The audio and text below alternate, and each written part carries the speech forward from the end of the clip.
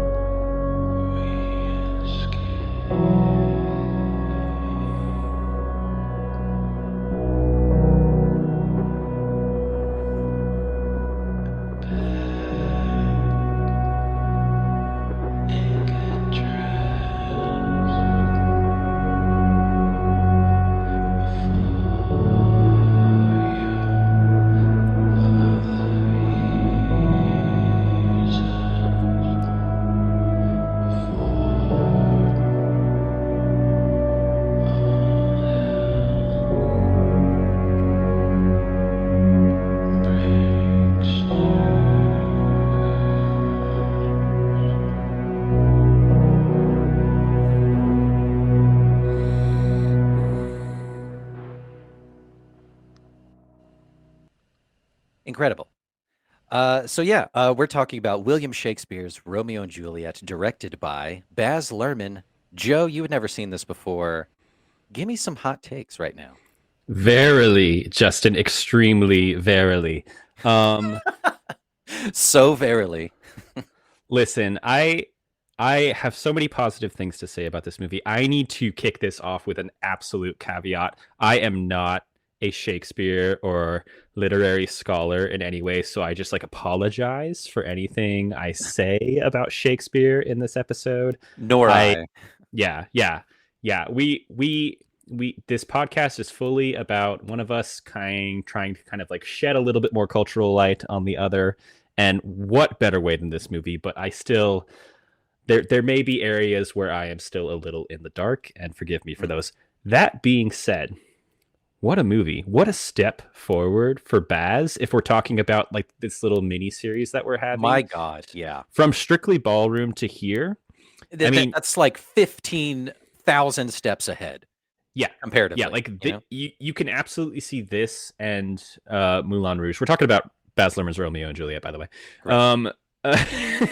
This and Moulin Rouge are definitely in orbit with each other, and Strictly Ballroom is kind of like back in Houston, but there are remnants of each other throughout, and so what a nice way to kind of cap off Baz Luhrmann's Red Curtain trilogy.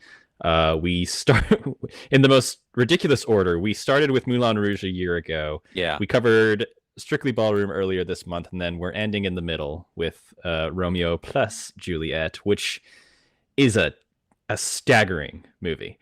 Absolutely. Yeah, I'm so glad you that's your first kind of touch on it, right? We did the machete version, right? We watched the third in the trilogy, then we watched number 1, and then we ended with number 2. We're finishing strong with The Empire Strikes Back here. I did like Danny Trejo's cameo in Romeo and Juliet. It's amazing, but like you said, we're wrapping up the Baz Luhrmann, and based on just all that I know about Baz Luhrmann as a director, this is my first encounter with his directorial prowess, his eye for creating and telling a story. And this is what I think of when I hear Baz Luhrmann directs, right?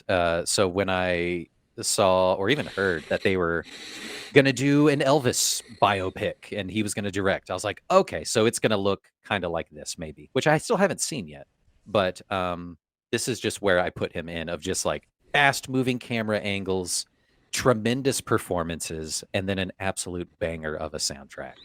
It also really kind of starts like to really define what a Baz Luhrmann movie is in a way that Strictly Ballroom doesn't. And I wonder if that's because like it's very much the start of like Baz Luhrmann's take on blank, whereas Yeah. Strictly Ballroom, don't quote me on this, but it's maybe more of an original story, instead of like Baz Feels Luhrmann like takes Romeo and Juliet, takes this like Moulin Rouge, which I think is based off of an older story, takes Elvis's life and gives his own spin, right? Oh, yeah, and then The Great Great Gatsby. Gatsby, yeah. Australia is different. Australia is Baz Luhrmann adapts a country. And he did a great job, you know, with But two Australian actors, right? I mean, it begins the wheel of like, wow, like what is Baz Luhrmann's take on this well-known story or thing going to be? And so What do you want to see Baz Luhrmann take on next? What great either like literary Space. class space? Okay, so like Space. Yeah. so like Baz Luhrmann does a Star Trek movie, or does you know what, Baz Luhrmann does Dune, would have been cool. Baz Luhrmann's Dune would be amazing. You know what I was actually thinking was like the closest companion, I guess, like comparison to this movie, Romeo and Juliet in the 90s, Mhm. was The Fifth Element, which is like Luc Besson is like kind of They're like Baz best friends. Luhrmann do in space. Yeah, they're like best friends, yeah. It's Yeah. France meets Australia, but it still has that same level of like, it's not cyberpunk really in Romeo and Juliet, but it's very much like the way that the camera kind of cuts and moves almost like on a beat, and it's very much like cling clang, and it's like the dirtiness of the streets out there. Yeah, But everything's also like extremely colorful. It felt very Fifth Element to me. right, yeah, you could you know, watch those movies side by side in parallel, and definitely draw some comparisons for sure, of just the wacky, over the top, but still very beautiful to look at, and still really compelling performances, I feel like. Yeah. Mm, but yeah, this one is, just like a shot out the gate comparatively. What year was Strictly Ballroom? 91? Yes, I should know this. I think it was 91. That feels right. 91 or 92. But still, you know, 4 years later to do this movie of, you know, a beloved tale of, star-crossed lovers, 2 star-crossed lovers. You know, everyone knows how it goes and how it ends, and the types of things that you're gonna hear, and things like that. But he really threw this on its head, and in ways that I don't think Shakespeare has been visited before. Prior to all of this, it's been pretty faithful adaptations. I know the same year, Kenneth Branagh did Hamlet, I think, 1996. I think it Um, was there's a modern retelling of Hamlet that's maybe like a couple years later, or maybe the next year. Are you talking about the Ethan Hawke one? Maybe, I don't know.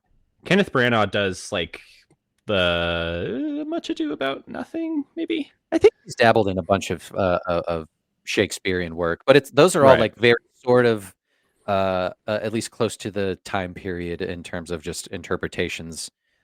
Julius Caesar and all this stuff from the 60s and 70s, and Charlton Heston and all that. But this one is just like a punk rock music video retelling of this beloved story, and I love it so much. Right. I mean, obviously the biggest gamble that Baz is kind of playing here is that he has this like star-studded cast of like teen heartthrobs, and he's putting them in this movie directed at teens, but the language is fully Shakespeare. The script is them actually saying Shakespeare's actual words, Yeah. within like a modern setting of what is maybe Los Angeles. Yes, is that ever really confirmed? It's so it's in Verona Beach, so it's Right. kind of like LA, kind of thing. But it's still like our fair Verona, but it's just Verona Beach. So it's just a fake place, but not really. You know what I mean? And listen, like we're called Uncultured Universe for a reason.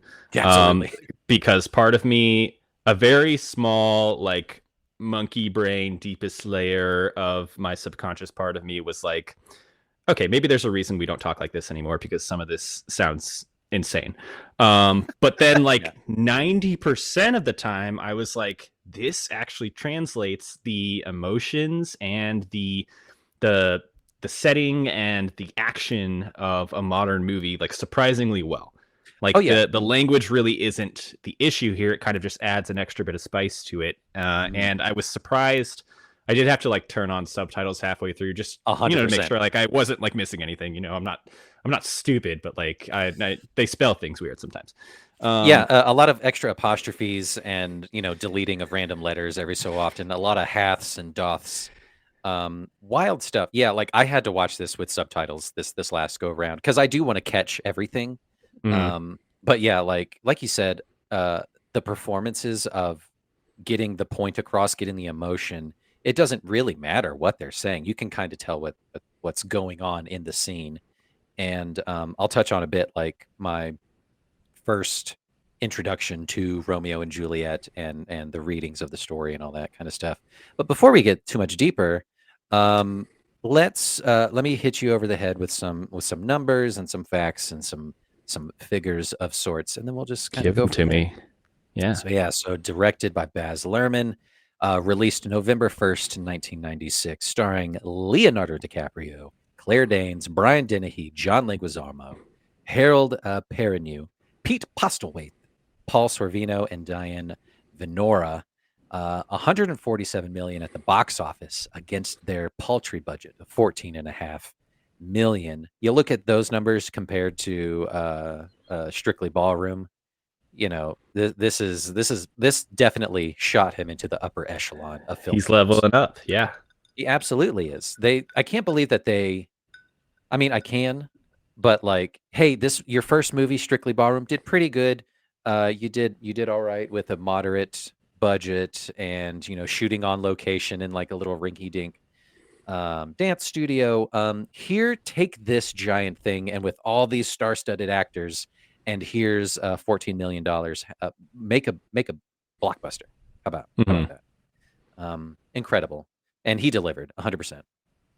Um, Natalie Portman originally had the role of young Juliet, but during rehearsals, it was deemed that she looked entirely too young, playing opposite of Leonardo, who was 21 at the time. So, I Yeah, mean, you kind of have to watch out for that. you gotta watch out for that. He started young in the mid-90s. Sarah Michelle Gellar also turned down the role due to scheduling conflicts, filming Buffy and Scooby-Doo and things like that. So Was this early Buffy? When was Buffy happening? Buffy was like 97, I think, when it dropped. So she was like just about to do Buffy or like, Okay. so but I think Claire Danes is phenomenal in this role opposite of Leonardo. I have some thoughts on performances, but we'll get to those a little bit later. Um, let's see some other fun things here. Christian Bale read for Mercutio, which would have been cool, I guess, but Harold Harold Perrineau, holy Harold's on fuck. another level on this one. Definite, just early out the gate. We're going to go ahead and call it right now, folks. MVP of this film is Harold Perrineau as Mercutio. Just absolutely fucking killing it and taking it to the next level, like you said. Like it's he seems to be the one who takes advantage of the Shakespearean affect the most, I guess. Yeah. Like who the dramatic language he's saying kind of sounds the most natural coming out of him just because he's like he's He's going 1,000 owning miles an hour with it. he's Yeah. owning it and, delivering it in such a convincing way that makes it just so much fun. Yeah. And you can't take your eyes off of him whenever he's on screen. Even when he's dressed in drag, just dancing his ass off, and it's He just incredible. I wasn't expecting him to be kind of my favorite part. Well, I have two favorite parts of this movie. Kind of my one of my favorite parts of this movie because my only really like inroad to Harold Perrineau is Lost. And he Yes. plays like it's not really fair because the writers kind of did him dirty, but he plays like one of my least favorite characters. He's kind of a bummer on that show. But in this one, he kind of just really gets to let loose. And God. like one of my notes that we talked about with Strictly Ballroom is that Baz Luhrmann's really not afraid to like show his actors, and the actors aren't really afraid in his movies to be like shown in what would be considered like an unflattering light, like a lot of close-ups, a lot of like mouth work, a lot of like fisheye lens type things. Yeah. But I feel like everyone is fucking game in this movie, the same way they were with Strictly Ballroom, the same way they were with Moulin Rouge. Like yeah. he's able to kind of like incite something within these actors where it's just like I'm going to shoot you and this camera's going to look insane. But also like the energy that this movie has is just like pulsating, you know? I know. From the jump, like you get the super cool introduction. That's, the typical line of the play, in our fair city of Verona, that kind of thing.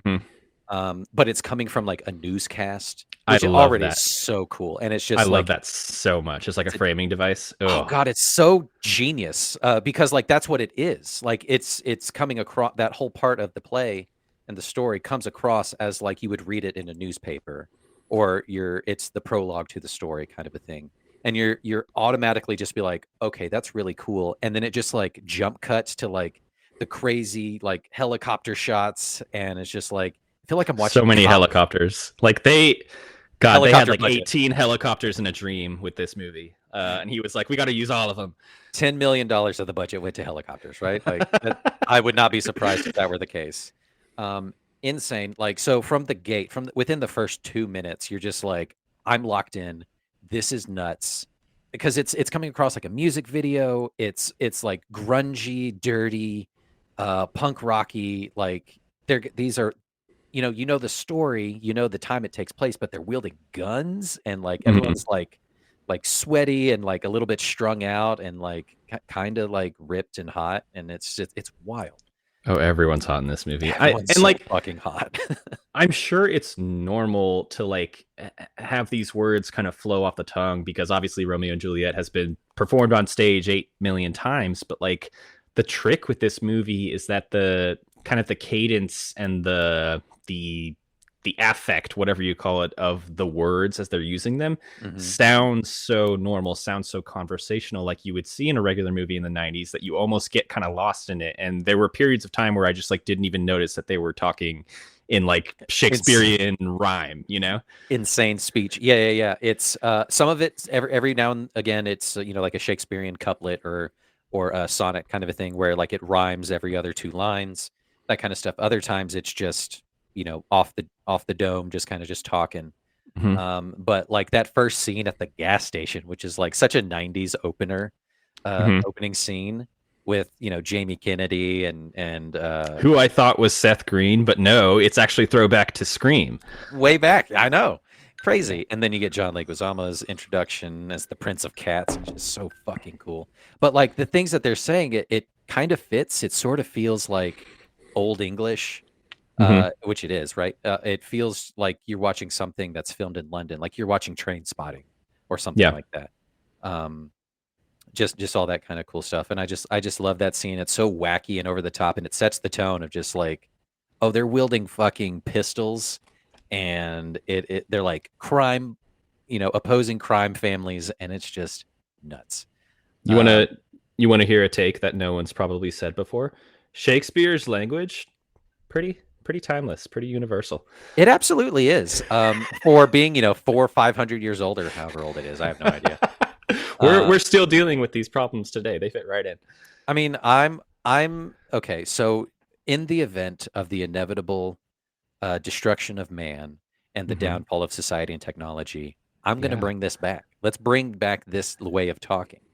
Yeah. Just for no unexplained reason, right? Just you're going to be like that show, Station 11, where it's basically the apocalypse, and then they have like a traveling theater troupe going around after the apocalypse ends. Absolutely. It's an interesting show. I need to finish it. That sounds really cool. What network is that on? I need to find it. It's on HBO. HBO, great. let's do a little bit of some awards corner. I know you love this. I know you get the tingles from Mm. this. This movie All won right. BAFTAs. This movie took home several BAFTAs: Best Direction, Best Adapted Screenplay, Best Original Film Music, and Best Production Design. Lots of BAFTAs. That's just like the British Oscars, right? Yeah. Yeah. I mean, Uh, is this movie particularly British? I guess like Shakespeare. Yeah. yeah, right. That makes sense. But I don't think there's an Australian BAFTAs version, or is there? They have like a it's called like an ACTA, I think. It's like it's an acronym. Hmm. It's yeah. Um, Every country pretty much has like a film version of the Oscars. they should, yeah, if they're pumping out, a bunch of banger flicks. Yeah. This movie was nominated for Best Art Direction at the Academy Awards that following Makes year. sense. Yeah. And Claire Danes won Best Female Performance at the MTV Movie Awards that next year in 1997. Go her.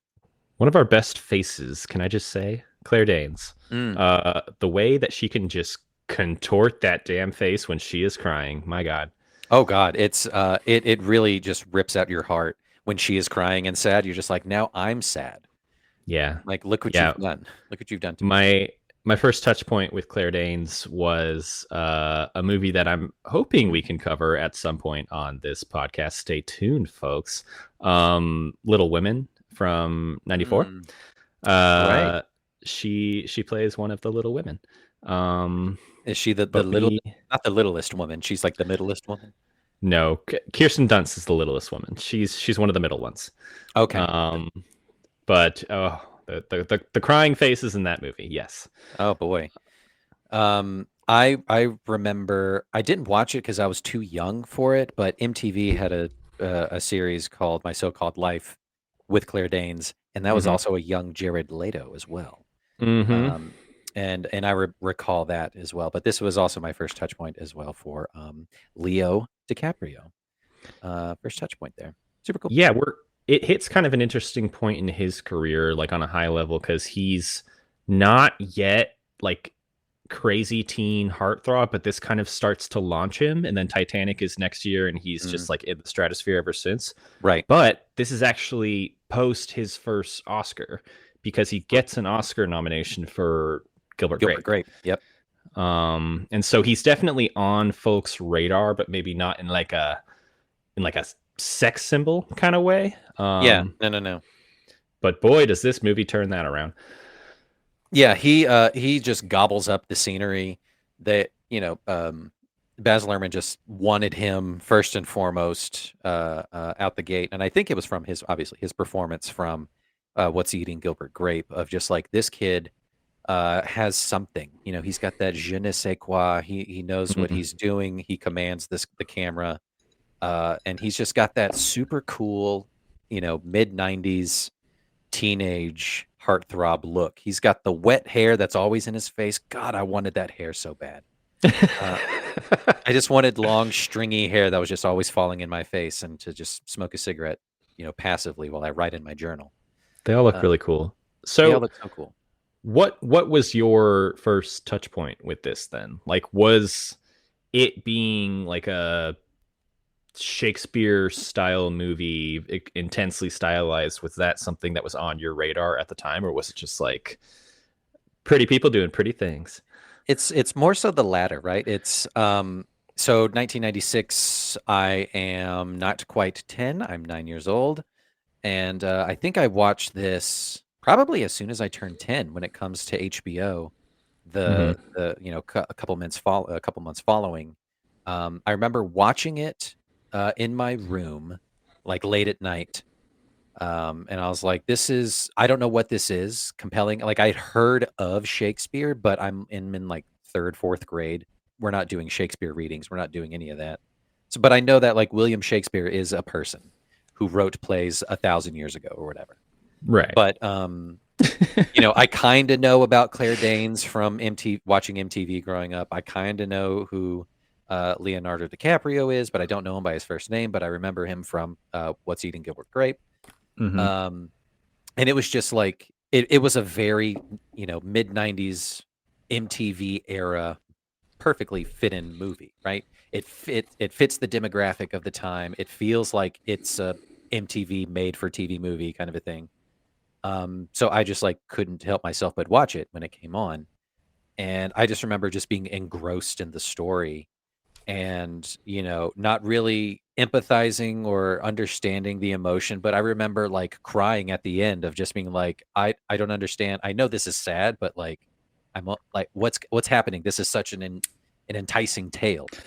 Not a not a whole lot of movies I've seen look like this. Like, if we talk about scale, there's obviously like well lit moments in this movie. Again, like the art direction is fantastic. The balcony scene looks incredible in Oh, this movie. yes. But then there's a lot of the movie that's filmed on that beach, like the Verona beach, I guess. And there's like what looks like kind of like a hollowed out archway, Stage.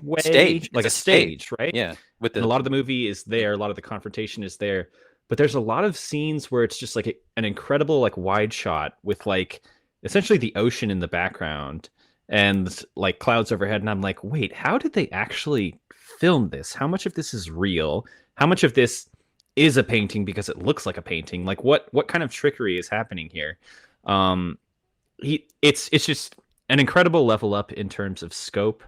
yeah, And there's also we talked about how there's a almost like a garishness, not really a tackiness to Luhrmann's 90s movies. Like you can especially see it in Strictly Ballroom with like the costuming and the insane makeup and hair. And in this one, there's a neonness, there's like an electricity that kind ooh, of yeah. pops up a lot of the times. Like obviously you're in like 90s, we're just gonna say LA. There's a griminess there, but then you get to shots like the big party sequence, the ball, the not the ballroom, the balcony sequence, and then the big funeral room at the end, which is lit by fire, but also these like blazing like electric neon crosses. Which is insane, which is like which I had a question, like, is that comparable to your Catholic upbringing? Like, is that what church looked No, like? No? no, No, that no doesn't neon? No that neon in doesn't church? exist. No, no fires like that. That's not a thing. Um, but It's again, I wild. think it seemed like there's maybe like a lot of, can I say, Mexican influence on this? Is that Mm. what her family is supposed to be? Like a little bit more Hispanic, and then his is Yeah. more like Anglo-Saxon? Yeah, I think that was kind of the feel, even though she looks nothing like it, but, like, her Right. family yeah. Her family, yeah, obviously it's 2 warring crime families, in the pits of, like, LA kind of a thing. Yeah, and Hmm. they're more, Spanish, Hispanic, that kinda thing, and then, yeah, just the whites. Because Um, you have Leguizamo, who is my other favorite part of this movie. He is on another level in this movie. He is Hispanic, yes. mhm, You have Miriam Margolyes, Professor Sprout from Harry Potter, as yep, her maid, who is British in real life, but she's playing Hispanic in this.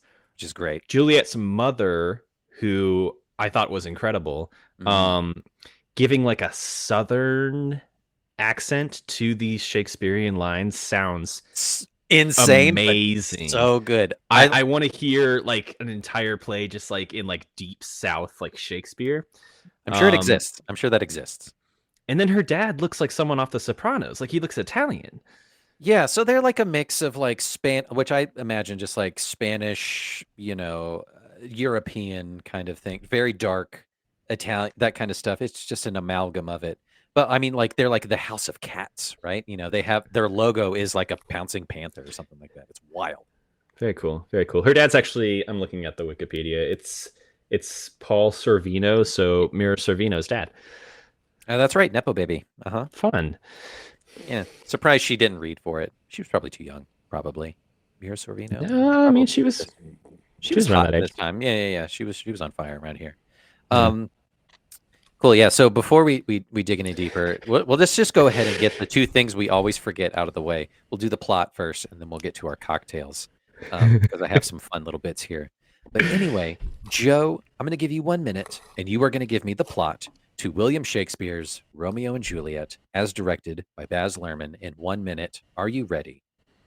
1 minute to do the most famous story of all time. I'll try. Yep. Here you go. 3, 2, 1, go. Okay. Nope. 3, 2, 1, go. 3, 2, 1, go.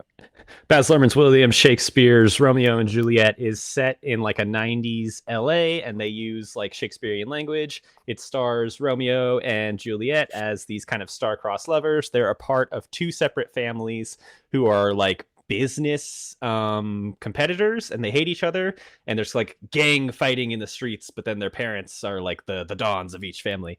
They meet at a party. They immediately fall in love because they are just like yearning for love. They're both yearners, and they realize that they're a part of these warring families, and so they have to go off and get married in secret. This ultimately leads to a chain of events where Romeo's best friend is killed, and Romeo kills Juliet's cousin as a result.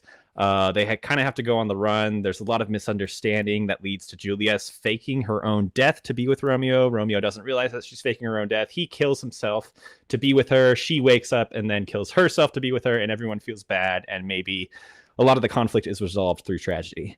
Absolutely, it is. Actually, you know what, Joe? I gotta say, a lot of the times I'm just placating you by like, yeah, that was a really good plot description. That was actually very apt and well read. It's a bit of a well-known story. Yeah, even though there's like a lot of head scratching moments of just like, yeah. So what was their original beef? I purposefully skipped over a lot at the beginning. You just kind of got to get into it. I mean, there's a lot of build up to actually introducing the two of them. Yeah. There is so much. There's backstory. There's Paul Rudd, who shows up unexplicably.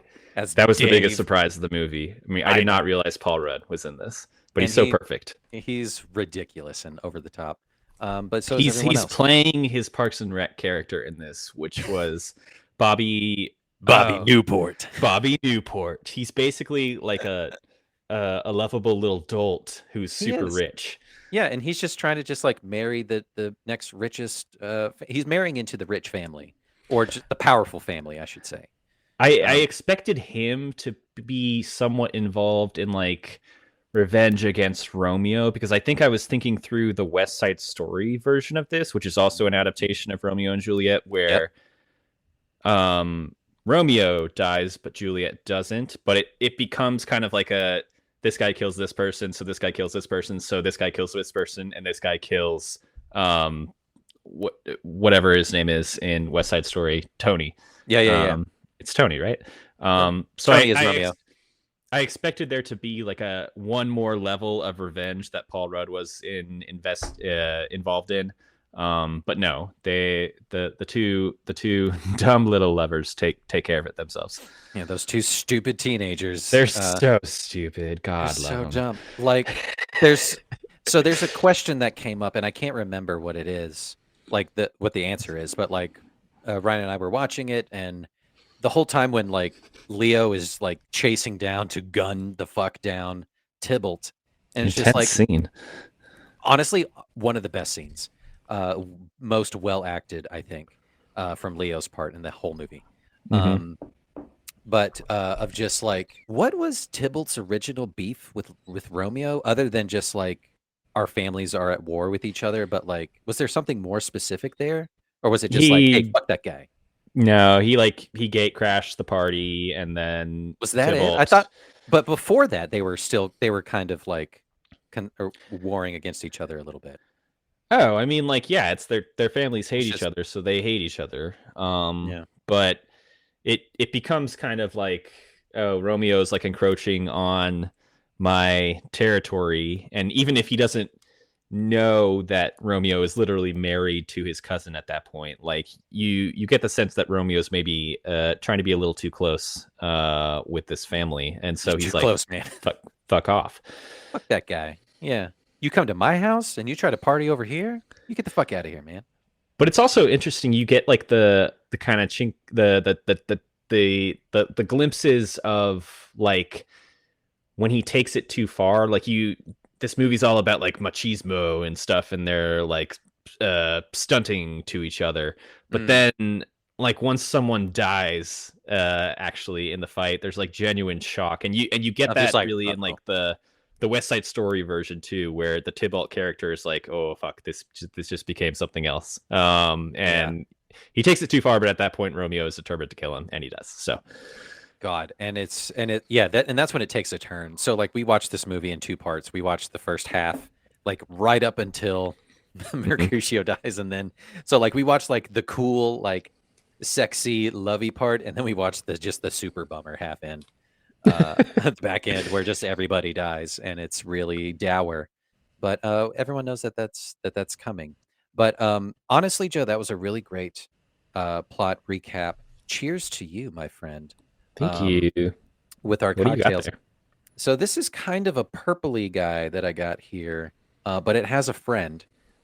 So this is something that I'm calling Juliet's poison and her dead Romeo. There's parentheticals and stuff. So this Yeah. is to represent her poison that she drinks, that like deadly nightshade kind of puts her to sleep. And then this is the green poison that he buys off the crazy drug dealer guy at the pool hall to off himself. So yeah, these go Oh yeah, that together. guy. That guy. Yeah. So this is just ginger beer and Empress gin, and this is tequila and melon liqueur and some sweet stuff. Do So you are you about to take a shot or do you pour it in? I'm taking a shot, Oh, like Romeo does before he bites it. yeah. Justin Ah, just took a shot. oh, and it's delicious. And then I Chase just it. got this guy. It's good. I, of What do course, you got? thought along similar lines because we always do. I have what I'm calling a poisoned love. Mm. It is half a part grenadine syrup, 1 part passion fruit liqueur, 2 parts white rum, 3 parts ginger ale. Kind of mainstays in the Joe household for cocktails, as you That's right. guys can track. And then a maraschino cherry that kind of like drips down to the bottom, a bit of Mm. darkness at the center. Little bready. It very much represents like ooh, like a sweet outer core, but once you get to the end of this journey, it can only end in darkness because you're both Bitterness. dead. Yeah, Yeah. absolutely. Yeah, all are punished, which is a hell of a way to end that whole scene of just Yeah. like your kids killed each other or they off themselves and it's your fault. You have to live with it. Everybody's punished. Fuck you guys. And it's such a hell of a way to end it. That chief of police has a fucking face for the screen. Like that guy's face is incredible in terms of like delivering line work. Again, my only through line to him is through another TV show. He's on Daredevil and he kind of sucked on that show too. He didn't Ah, suck, but like I didn't love him as much. And so uh this movie is like kind of giving new life to a lot of actors for me. Uh, absolutely. Let's tug on those threads a little bit more. Let's go ahead and dive into the performances. I'm going to jump around and go there. I'm just going to just throw the first stone and say Leonardo is not at his strongest in this movie. I think a shots lot fired. shots fucking fired. A lot of his line delivery feels like he's reading lines. Okay. Um, and like he's just trying to just get through the scene just to say what he needs to say. But other characters that he's bouncing off of uh, sometimes do the same. But other people, like we've already talked about, Harold Perrineau doing Mercutio, just owning the lines and making them come to life and feel like he's actually meaning what he says, as opposed to just reading fucking lines. Hmm. Whoever plays Benvolio, his bud. Um, His cousin, like the kind of the peacekeeper guy. Yeah, yeah, yeah. I think he delivers the lines way better than Leonardo does, Hmm. Hmm. in a more convincing way. And I think that's kind of the main kind of pitfall that I have with this movie upon this rewatch is that like some of the times the language doesn't quite come through enough to make it convincing, but some of the other characters and other people are take it to that next level, like John Leguizamo, like Claire Danes, like Harold Perrineau, just Yeah. really just pulling you in. Other times, just like, I know you're trying to like read this line and it's mouthy and it's weird, but it's not as convincing or compelling to me. But yeah, shots fired. Yeah, I think Romeo and Juliet in this movie, and I'm sure in the play version, are saddled with a lot of the kind of quieter, more contemplative lines. And so there's a lot more room for you to kind of notice, oh, it feels like they're kind of reading off of a page instead of Hmm. like shouting it to the heavens and like really kind of having an energy behind it. So there's a degree of like difficulty there. What I actually found surprised me, and I kind of like laughed at a few points is like a lot of Claire Danes line readings are like she's kind of like a horny little scamp in this. She has like some innuendo in a lot of her lines where she's Oh talking yeah. about like there's one line that definitely references Romeo's penis, and then there's another Mhm. line where she's like waiting in bed after they're married, but they haven't like consummated the marriage, and she's just kind of like, when are we gonna when are we gonna go to Bone Town here? I'm gonna do it again. Yeah. Yeah, He's I like, thought she was great. I slept in late. I need to leave. And she's like, no, no, no. Let's have some morning nookie. It's not that late. That's not that early. It's like, no, I need to leave or I'm going to die. When she says like, no, that's not the sun, that's like a meteor in the sky. I love it. Yeah, it's so Um, good. There's so many good things in here, and it's just I think she does the most convincing of the two title characters in terms of her mhm. line delivery.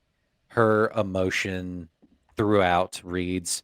I will say, and I touched on this earlier, of Leonardo when he is at his breaking point and he is hunting down Tybalt and he's, holding the gun, it's like either thou or I or both, go to greet him and he's just like sobbing and screaming at the top of his lungs. Like that is the most compelling he is.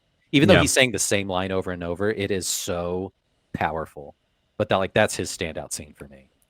Yeah, I almost, and this is almost like a complaint to Shakespeare himself, which is ridiculous, but like I almost wanted more of a direct relationship with Leonardo and Mercutio to kind of help sell that loss in him, because it seemed like he had a closer one-on-one relationship with With his Benvolio. cousin Yeah. Benvolio, right? And the whole time I was thinking like, wait, is Benvolio the one who dies, who kind of like starts all of this? But no, it's obviously Mercutio. But Mercutio is kind of like going in between both families and has a relationship with both. I didn't feel the closeness of their relationship, even though he's literally introduced with a title card, which I loved. That's like Romeo's best friend, Best friend. Mercutio. Yeah. I love the title cards. They're so good. Yeah, I mean, one of my notes is like, and we see this a lot in Baz's other movies, is like he as a director just like knows what he has available to him visually and musically, and is not afraid to just like use whatever sort of filmmaking it takes to just like get the emotion across, get the point across, get the message across. And so he can have these kind of like zany little camera moves. He can put text on the screen. He can bookend the movie with this like out of body TV anchor. He Yeah. can have uh, this choir boy singing Desiree in like extreme close up with like them getting married and the out of focus, God, that scene is which wacky. looks incredible. It looks like, oh god, that scene looks like a postcard from somewhere I want to visit. Like, can Mhm. we talk about the music in this? Yeah, absolutely. I had a whole section to talk about the music and soundtrack. Give me some notes.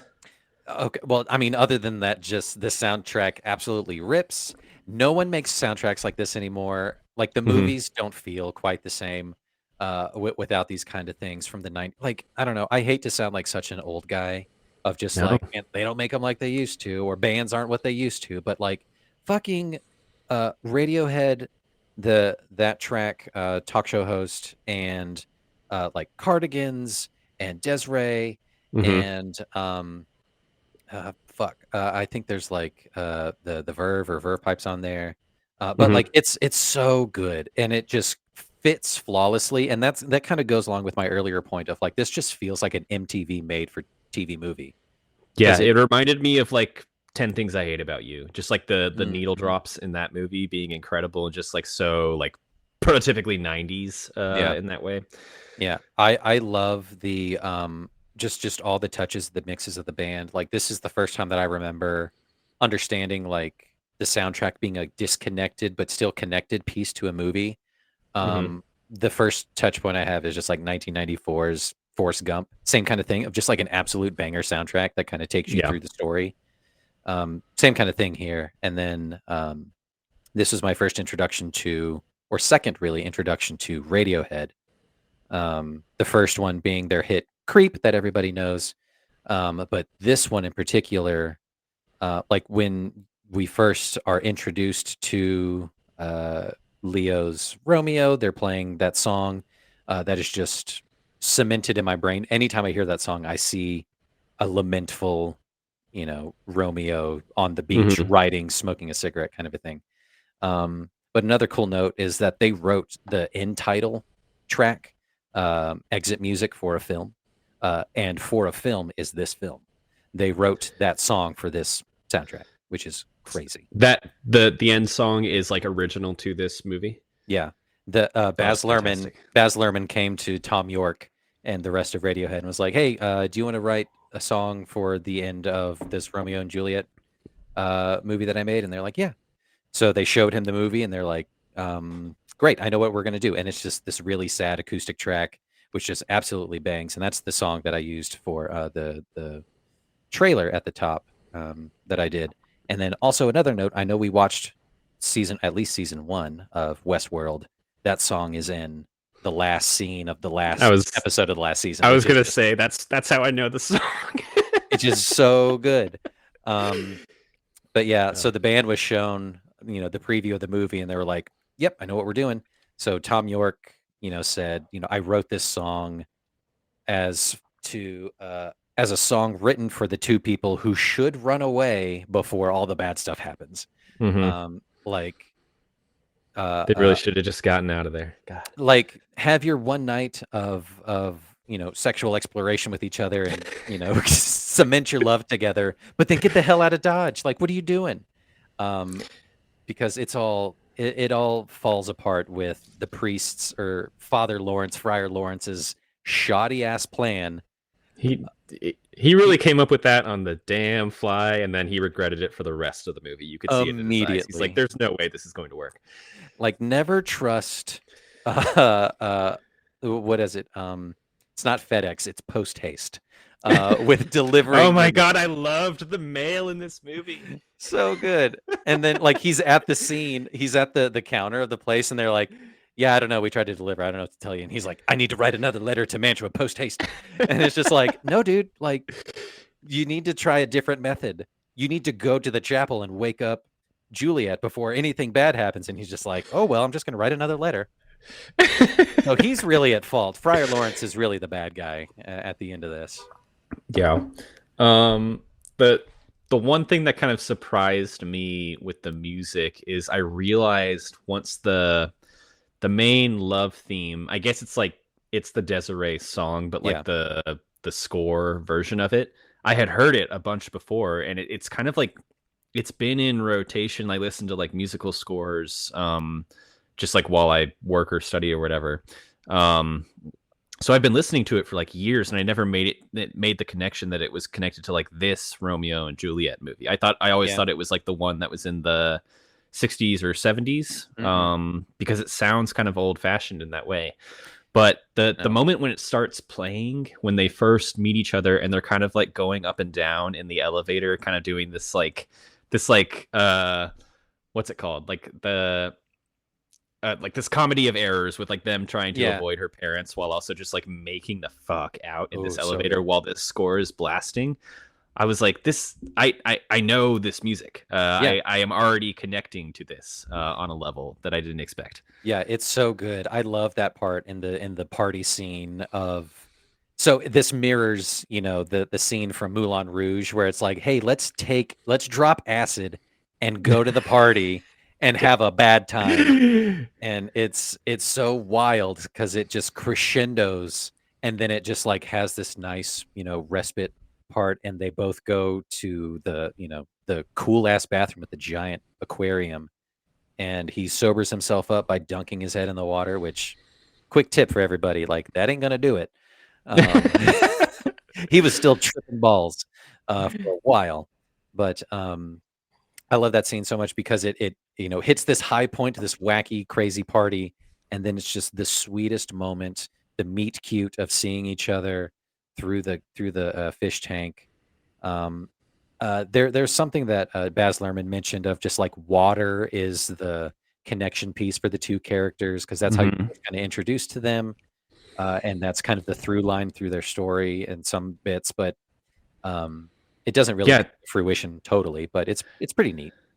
they're kind of their big emotional apex takes place in like a pool, and Mhm. the entire balcony scene, kept thinking the whole time. So it's like it's Romeo coming back to see Juliet after the party's over. They both realize they're part of like these warring households, but like they just can't get enough of each other. Can't keep And my so it's hands the off you. classic like "Wherefore art thou, Romeo?" and like he's calling up to the balcony. And the whole time I was thinking like this should be like so cloying. This shouldn't work. This should feel super awkward.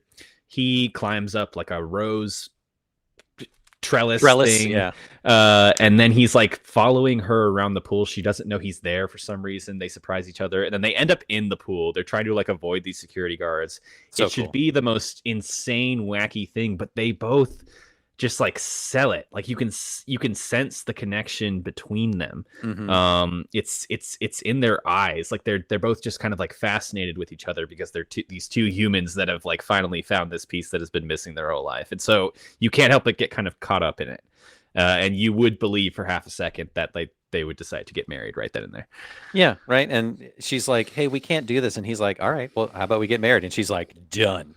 Let's fucking do this. Drop your pants right now." And then it's so good and so sweet. You mentioned, the yearning scene, the communal yearning between the two, and the infamous balcony scene. I wanted to share with you one of my favorite things from the era of high COVID. Um, Oh, and we'll talk about it. Let's see.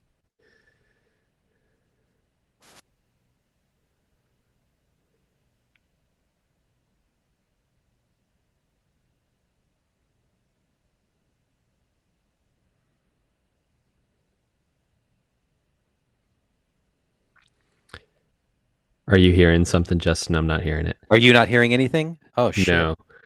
Damn.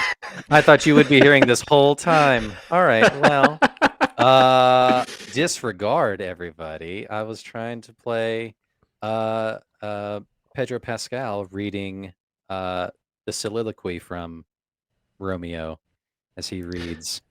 Does he have theater training? Is that what we're meant to believe here? Oh yeah, but he's doing it. Hold on. Let me see if I can get this to work. Bear Yes, with no. us, listeners. Yes, no. No. No. Okay. Well, either way, it's dynamite. It's great. But he's reading it in Spanish, and it is just instant gush, because it is so good and compelling. But during the height of the pandemic, he did that, and it was super cool. But yeah, I had some other notable featured in other media, the whole Romeo and Juliet thing. Did you ever see Hot Fuzz? Yeah. Do you get it now? Like, I love that whole thing. That shitty like local theater troupe puts on Where the it ends play. with like the cardigans. Yeah, it's so good. It's so funny. And they're just like she's wearing the wings and he's wearing like the armor thing on his shoulders. And they're just openly making out on the table during the end scene. It's so fucking funny. Last thing here. So that was my other one, was just Pedro doing his fucking thing. And I mean, I'll try and watch it afterwards.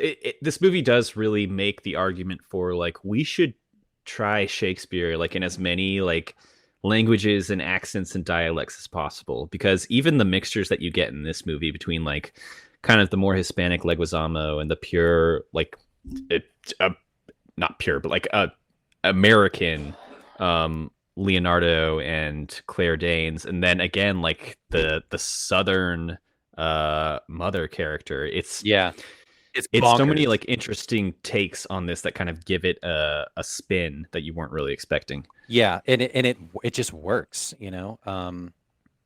Okay, let me see. Did I get this? Are you trying to do it? I just tried to get this work. Neruda en diferentes tiempos, así que esta translación vive muy cerca a mi corazón. So here it goes. Silencio. ¿Qué ilumina desde aquella ventana las tinieblas? Es Julieta. Es el sol en el oriente. Surge espléndido sol y con tus rayos mata la luna enferma y envidiosa, porque tú, su doncella, eres más clara. No sirves a la luna que te envidia. Su manto de vestal es verde y triste, ninguna virgen ya lo lleva, arrójalo. It's so good. It's so fun. God, he sounds amazing. I Right? want to listen to that whole entire play Well, with oh him god, playing every character. I know, just like a fucking fistful of lotion, just having fun. It's so good. But I came across that like organically on TikTok, and I was like, oh, I haven't thought about that movie in so long. I need to go back and rewatch it, and it's so good. The last thing I wanted to talk about is, or one of the last things. Did you read this in high school? Did you read the play or the story in high school? We did. We had this in ninth grade high school. I think Yeah. I was like out for some reason, like the week we discussed it. But yes, we did. I was homeschooled up until high school, so I did Merchant of Venice in eighth grade, which is kind of like a slightly more insane Shakespearean play.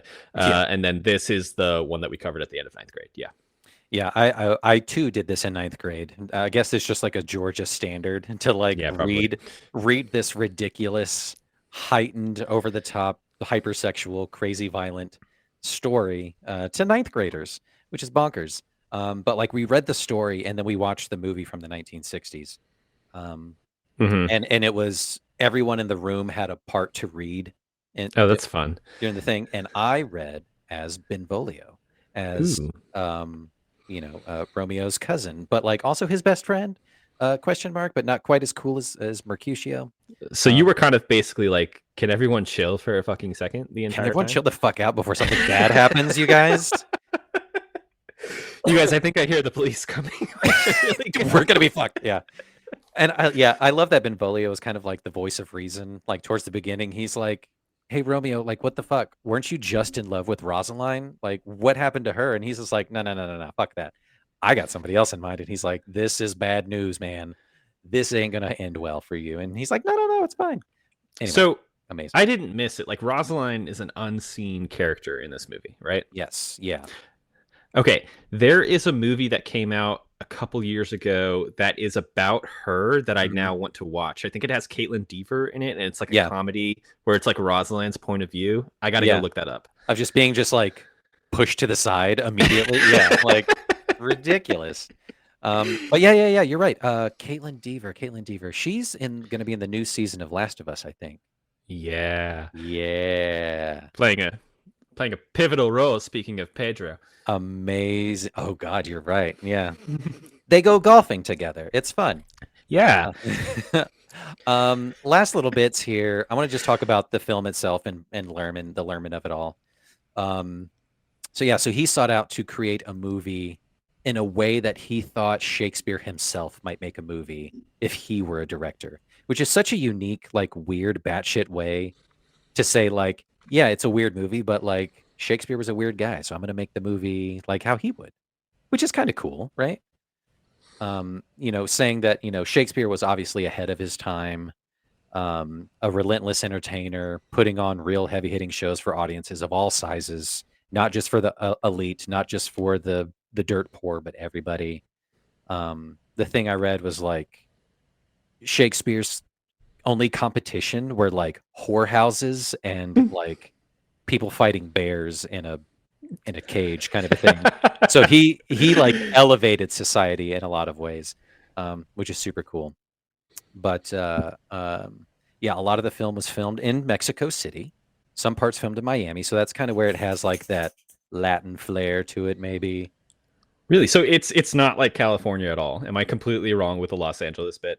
I mean, it's supposed to feel like Los Angeles with the at least the helicopters of it all and all that kind of stuff. But a neat thing about the filmmaking here, apparently this trouble was replete with issues filming. There were hurricanes wiping out sets left and right just because of where they were filming at. In fact, the Mercutio death scene was like just before the hurricane hits. So that's like all the shit blowing away and like the crazy winds that you're seeing are real hurricane force winds, which is wild. I think that's what I was talking about. Like, how on earth did they film this? I guess it was just like unplanned, and he was like, capture it, keep rolling. Like when the storm rolls in, like after Mercutio dies, and like The sky is like blackened and all that kind of stuff. It looks like Obviously, insane, like special effects. Yeah. yeah, it was painted a little bit to kind of darken it and kind of heighten that. But yeah, overall, that was a real storm that was rolling in. Super cool. Alrighty. The cast and crew were constantly getting sick, just as the time frame that they were filming, and the hair and makeup person got fucking kidnapped by like a local cartel, Oh and my god. they had to pay a ransom and to get them back, which is wild. But we got a super cool movie out of it. Um, this movie is crazy, over the top, quick cuts, zooms, flash, dance, drag performance. So this was my first exposure to like what a drag performance can be, and it's Hell yeah. magic. It's fucking magic. He looks great. Yeah. Hats off to Mercutio, Harold Perrineau, just giving it. His Mercutio, Mercusi, yeah. Mercutio, all up into it. Joe, give me some other thoughts. Give me some other things before we get into our end game. Yeah, I had a couple final thoughts here. Just talking about Baz, like the way I like boiled down his style from these three movies that I watched, like he loves a highlight. He loves like a height of something, whether Yeah. it's like whether it's like he's if something's beautiful, he's going to push it to be more beautiful, but if something's like insane or grotesque or whatever, he's going to push it in that direction as well. Yeah. And so you get these like crazy close-ups on people, you get these like uber stylized moments where everything is just super heightened, and so there's nothing that, well, there's not a lot that's particularly like average in his movies, but No. when they do have those moments, when you do have those like slowed down kind of low key moments, they stand out as a result. Yeah. And I think we talked about this probably with Moulin Rouge and a little bit with Strictly Ballroom as well. Is like his normal is so heightened that he's able to use normality as kind of like a standout moment.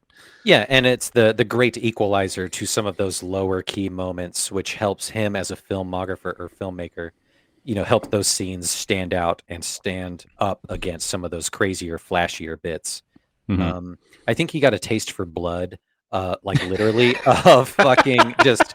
He's like, oh, I can do tragedy like really well. Yeah. Like it just undercutting. Like obviously, this is a pre-written story, that kind of thing, so you knew it was coming, but he does it really, really well.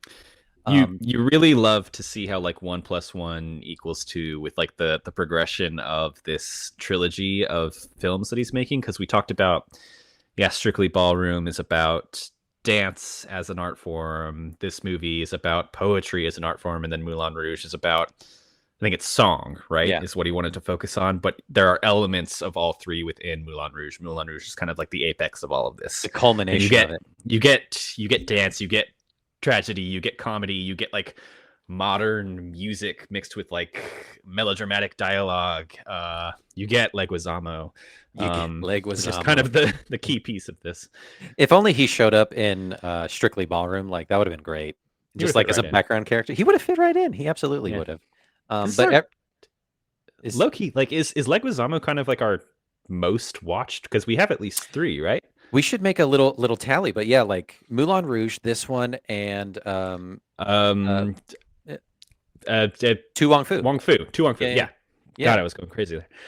Well, if you've never seen Spawn, we'll throw that in there, and that'll be another Leguizamo. I've never seen Spawn. Oh my god!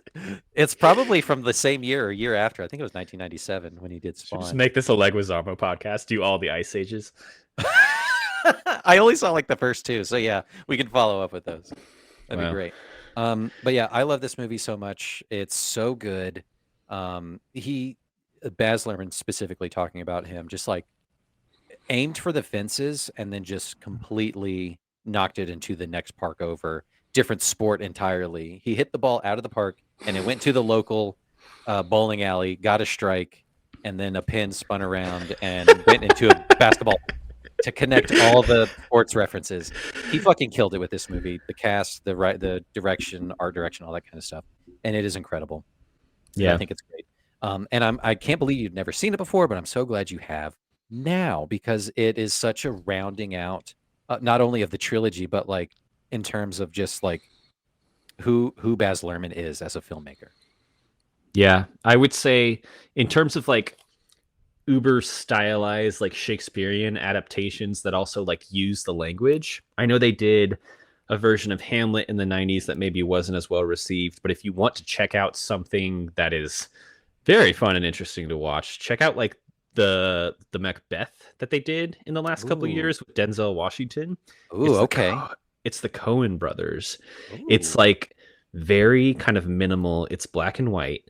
It's Denzel Washington and Frances McDormand as like Lord and Lady Macbeth. It's pretty incredible. And it's like them using like the Shakespearean dialogue all the way through, but it's like these like actors at like the height of their power, just like letting it rip. Well, I mean, like Um, to me, like Shakespeare is anytime you want to see an actor be an actor, right? There's so many like anyone who's like a really good actor has done something on screen, has done Hamlet, has done Macbeth, has done some soliloquy. Who's super hot right now? Who's the priest from Fleabag? Andrew Scott. Andrew Scott. He has Had absolutely done theater. Yeah. yeah, absolutely. Like him, you think of like Sir Patrick Stewart and Sir Ian McKellen doing their interpretations, and obviously Kenneth Branagh and all this kind of stuff. Like actors who like fucking rip it and understand what it is to perform and be an actor's actor or performer's performer kind of a thing is it. This is who you draw from. Guys, guy, girls, girl. Yeah. And or girls, guys, and guys who like girls, but Girls. girls who dress up like that. Like it's everybody's thing. Yeah. This is great. I love this movie. Let's get into the end game here, baby.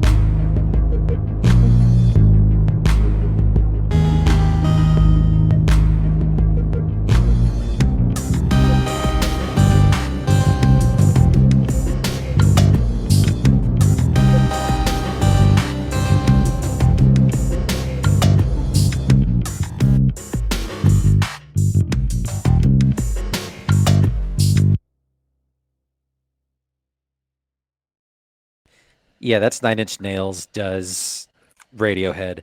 My word. Joe, we're playing a game most uncultured. I'm gonna read to you. I have 1, 2, 3, 4, 5, 6, 7, 8, maybe little bits of dialogue, either straight from the film or it's just like an amalgam description of the film. Okay. But these are going to be movies that we've covered on the podcast. I'm just ripping straight from you. I love that idea. But it's going to be in Shakespearean English. So I'm going to read something to you, and you tell me what movie this is from. It's either a line of dialogue or a description Okay, it's from the individual movies that I got you. Yes. that we've covered. So, like, think through the Rolodex of the movies that we've covered, and just get ready for that. So let me get us some background music to set the mood. Because I tried to do that at the top and it didn't quite hit. No, I can hear it. Okay, this is good. This will work.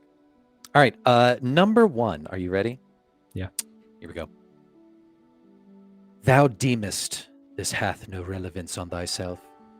Thou dost select from thy wardrobe a garb, perchance a lackluster blue cloak, to perchance thy indifference to attire. But that garment, it is not mere blue, nay, 'tis cerulean. This is the cerulean monologue from episode 1, Devil Wears Prada. Absolutely. Question 2. Mark me, good folk. The bravest souls are those who dare to venture beyond the bounds of known realms. 'Tis the explorer who charts the course through tempestuous seas of uncertainty, guided by naught but the stars in their own indomitable spirit.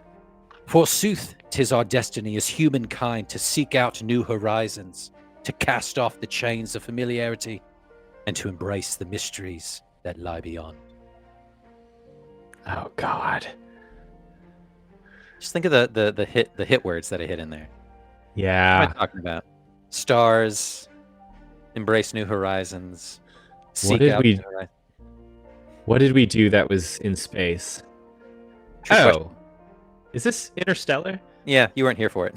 That's a bitchy move.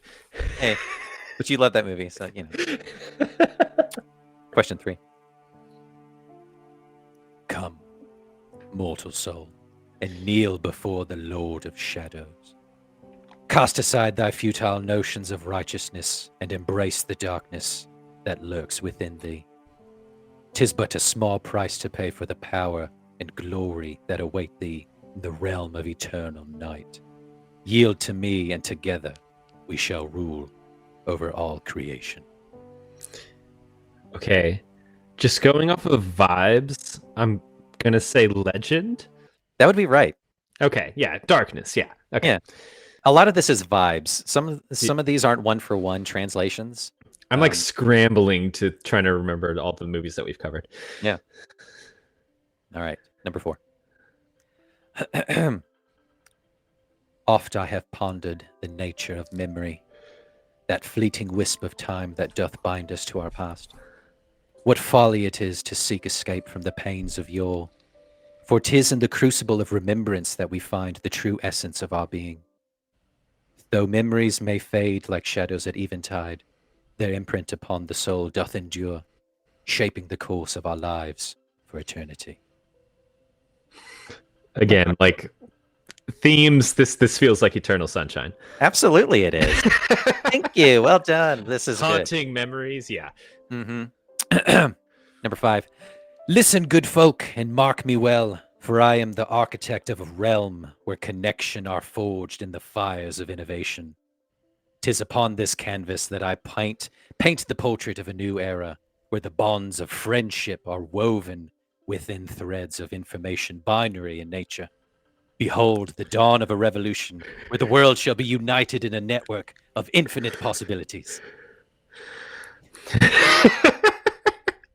What's like an extreme techno movie we've covered? You can do it. Come on. Did we talk about like The Matrix? No. No, almost. Kinda. Oh, okay. I'm not gonna look at the list of movies.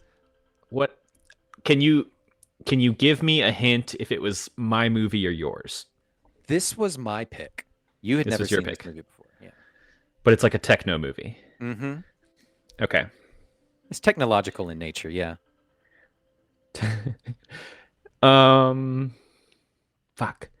Say it again. I'm not going to say it all again, but I'll pick out some threads here and there. Threads of information, binary in nature. Connections are forged in the fires of innovation. Friendships are woven. Oh. This is The Social Network. This is a social network. Yeah. That's good. All right. Here we go. Number 6. Hark and attend to me, good people, a humble servant of flora and fauna alike. 'Tis in the quiet sanctum of my botanical emporium that I find solace and purpose, tending to the verdant blooms that grace my humble abode. But beware, for within the shadows lurks a menace most dire, of insatiable appetite and voracious ambition. Pray, heed my warning, lest ye fall prey to the wiles of this carnivorous fiend. Justin, this is fantastic. Did you come up with all of these? Fuck no. Okay.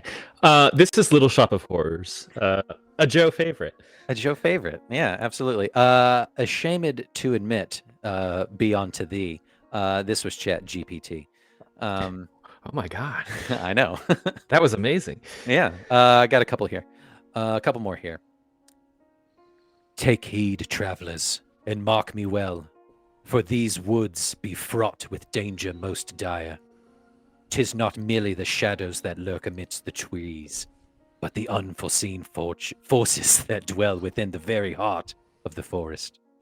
Beware the one that prowls in search of prey, lost souls, for its hunger knows no bounds, and its fury is unmatched by mortal hand. In the woods? In the woods. Is this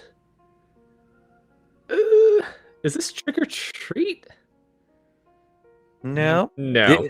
Close to it. Close to that release. It sounds horror-ish. It was in the same month, or maybe a month prior to when we did this one. Not when it came out as a movie, but like when we did. When we talked about it, yeah. Oh, this is Over the Garden Wall. Duh. Absolutely. Yeah. The woods. Okay. Yeah. All right, Joe. This is the last one. You're doing great, by the way. Hmm. Oh, this is perfect for it. This is the perfect backdrop. Oh. I delight in the tiny furrow upon thy brow, when thou dost regard me as if I were mad. I am enamored that even after spending the day with thee, thy scent lingers upon my attire, and I am enraptured that thou art the final soul I wish to converse with ere I retire to rest at eventide. Oh, I got it right at the end there. This is When Harry Met Sally. Yeah, it's the final thing that and he says to her at the party. That's incredible. Yeah, that was fun. I hate AI and everything it stands for and Elon Musk, but like that was fun to do. You use AI in a creative way. At the way it very should be used. Yeah. I mean, like, who else am I going to tap as a person? AI should be used primarily for meaningless podcasts. podcast games. Absolutely. I stand by that. You heard it here, folks. Joe, that was a game most uncultured. I stole the name. I stole the name from this. I need to get you on. I need to get you on watching Dropout.tv. They do several game shows, but one of them is called Game Changer, and they did a episode called A Game Most Changed, where they had three people from a improv troupe in LA that does only Shakespeare, which is wild in and of itself. To be able to think and like make your shit rhyme and sound Shakespearean, incredible stuff. You should watch that episode. It's great. Yeah. Super cool, but that's where I got that from. Anyway, you did great. That was fun. Do you mind telling everybody what's next for us coming up in March? Where are we going? I do. We're super excited to cap off our Baz Luhrmann miniseries in February. And in March, we're going to continue with focusing on a single person within the film industry. And this time we're going to be Googling the term cinematography to make sure we have our definitions correct, because we will be talking about Roger Deakins, who is a rather famous cinematographer. We're going to be focusing on a couple of his movies that are kind of on like different ends of a spectrum. Absolutely. I would say. Yeah. And my pick, which we're going to start out with, is a recent movie. I think it's 2019. We're going to talk about 1917, baby, which I am super excited for. Yeah, we're going to war. It's going to be wild. I had never seen it before. This is a Joe pick, and I'm going to dance around some of the flicks that he's done without choosing the ones that we're going to do, but or to give away my pick at the end of the month. But Roger Deakins, for those of you unfamiliar, he's done movies like The Shawshank Redemption, Skyfall, Fargo, No Country for Old Men, Prisoners, Sicario. So like get that kind of visual in your mind when we start talking about these kinds of movies. He's, a cinematographer, brings to light the director's vision and has sometimes unique signatures and things like that. So it'll be interesting to kind of talk about these two movies that are, like Joe said, on complete opposite sides of the spectrum.